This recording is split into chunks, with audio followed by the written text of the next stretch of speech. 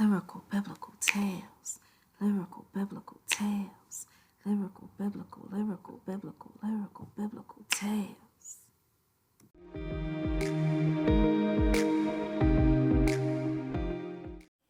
There was a boy named David who did the impossible. Just his faith alone made this guy unstoppable. He was faithful and just and gave God the glory. So sit back and relax as I tell his story. One day, while he was working taking care of the cattle, his father came and told him to meet his brothers in battle and to give them some food and comfort them in their struggle. But come straight home, David. Don't be getting in trouble. So David went to show his brothers he cared, and he saluted them all. But then out of nowhere, a giant came to fight them. His name was Goliath. Just his presence alone was causing trouble and riots. And when the people saw him, they were afraid and they ran, screaming, "He's a hideous monster. He'll kill us all if he can."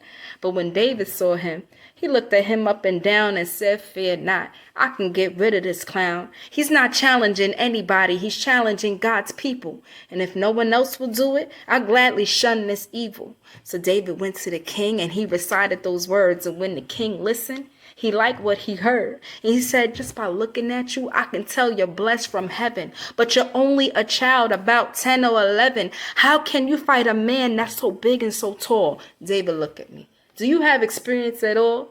And David said, "Experience? Oh yeah. At home, I was tending my father's sheep and out came a lion and bear. And they tried to take a lamb, but with God's help, I stopped them and killed both the lion and bear with no fear and no problem. And I believe in my heart that if God delivered me then, he'll deliver me from Goliath and the rest of his men." And the king said, "All right, may the Lord be with you. Here's the sword and the shield if by chance they get you." But David put them away, and not because of his pride, but he truly believed in his heart the Lord was by his side. And when he went out to fight, David's only plan was to kill Goliath with 5 rocks and a sling in his hand. And when Goliath saw him, he looked at him and laughed because he was just a puny boy that he can just rip in half. And he said, "You know what? Who do you think that I am for you to fight me? You're not even half of a man. I'm going to tear you apart till I see the color of crimson. You got a sling in your hand. Who are you, Bart Simpson?" And David said, "You come to me with the sword and the spear, but I come in God's name, and him I only fear. Because though you're tall and high, guess what? My God is the highest. It's him you're fighting against. So listen here, Goliath.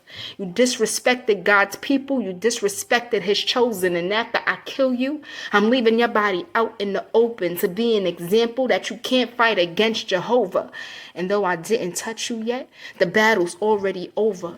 Because once he steps in, he controls the procedure, and it must be known to every man, beast, and creature that the battle's not mine and the battle's not yours.